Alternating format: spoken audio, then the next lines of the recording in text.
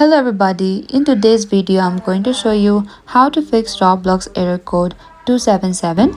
If you're getting Roblox error code 277 with the message lost connection to the game server, please reconnect. It means Roblox lost its connection to the game server. This usually caused by an unstable internet connection, corrupted Roblox files, VPNs or temporary Roblox server issue. So firstly, check the Roblox server status.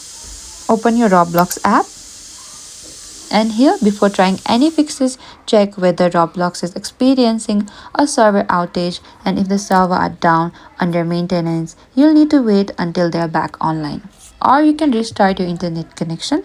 Go in the top right corner and open your notifications bar and switch between Wi-Fi or your cellular data as well. And after that, launch the Roblox app again and try joining the experience again. And the method 3 would be restart your device. Simply close Roblox completely and restart your device. A simple restart can fix temporary network or software issues as well. And that is it. By following this troubleshooting step, you can resolve most cases of Roblox error code 277. Thank you for watching this video. I hope this video was helpful.